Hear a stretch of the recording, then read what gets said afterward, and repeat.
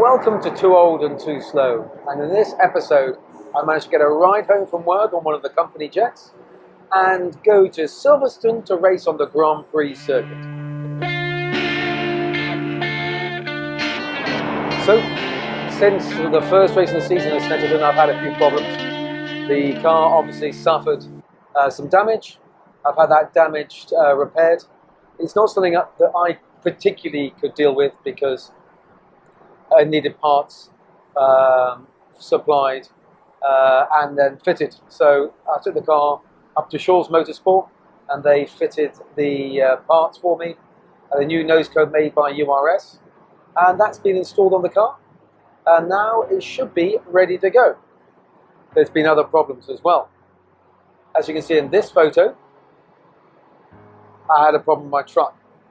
The fuel system sprung a leak and the van was unwell all over the road.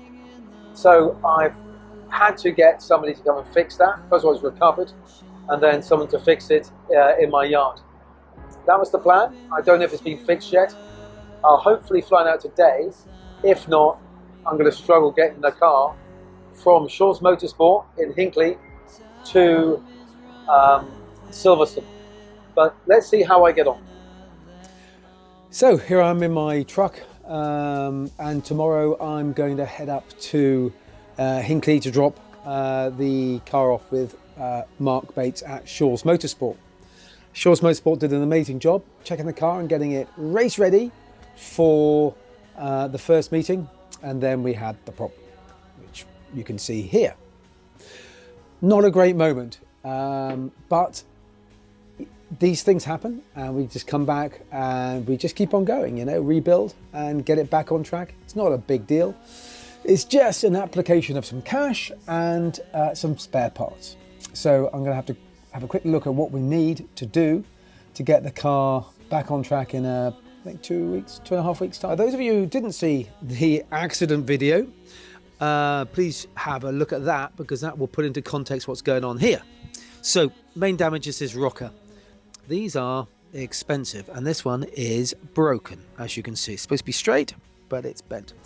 So that's the main part which is broken. Then we got brackets, a bit of bracketry here and there, but nothing too terrible. Just need to have a really good close audit of what's going on and hopefully get it all fixed up. It shouldn't be too much, I hope. Got a bunch of bent pieces there, but the shock absorber's fine, the hub is fine, but it needs to be looked at and double checked to make sure everything's safe. So the problem was this came undone, we think, during the race. How, why, what, we don't know. So I've got these cap bolts here, and I'll try and find a good one, because I have, here we go, I have drilled holes. You can see just there, drilled a hole, and that's going to be wire locked into position. Not quite sure how we're going to do that, but these are going to be replaced and wire locked in, so we don't have a repetition of what happened before. Something else which I've had to deal with was the clutch. The clutch was incredibly heavy and didn't really properly engage. What I did, I bought some Girling style master cylinders, and they were awful. So what I've done is I've replaced them with Girlings, which I had some spare, which I just refurbished and put in place. And I've got a Wilwood on the clutch now, which is a Girling style, but good quality, and that's in position, and that has made the clutch work like 100 times better. So I'm really pleased with how that's working out. So the old adage of buy cheap and buy twice is true. I've had to buy parts to replace, to be honest, crap that I bought originally. So I've done a little bit of work on the gauges. The water temperature wasn't working at all, which is troubling. I bought this gauge in my attempt to expected to be economic, and it is just utter garbage. It's an electrical sensed water temperature gauge, which just produces irrelevant results, which are nonsense. So I've had a route around at my collection of spare parts, and I've gone for something a bit different. I borrowed an oil pressure gauge from Mark, so I needed to resolve that. But what I've got at the moment, or now, is this gauge here, which is temperature and water combined, and that seems to work great. And on the other side there, I've got oil temperature, which I've yet to connect to the oil tank, but I'm interested in oil temperature as well. So that gauges look okay. So, and they seem to work quite well. I've just adjusted the clutch. The clutch wasn't working very well, and I think it's about as good as it can be now. So I had to lengthen the clutch bar. I'll show you.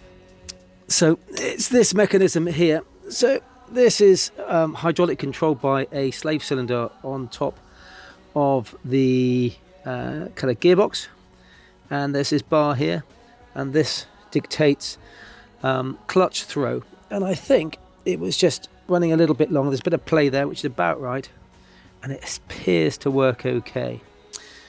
It's a little bit graunchy, but it's an unsynchromesh clutch on a racing car. So, but it disconnects the gearbox from the engine appropriately. So when you put your foot on the clutch, you can sit in neutral. You can sit in gear with the car up without it rolling. But it's not awfully clean, but you know, it works fine. It is a race clutch and a race gearbox.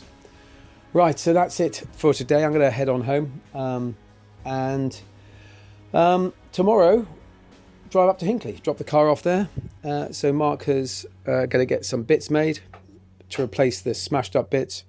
I've spoken to Universal Racing Services, URS, up in Wymondham in Norfolk, and they're making me a nose. So hopefully the nose will be produced and ready for me in time for Silverstone. If not, I could be running with a bright green nose.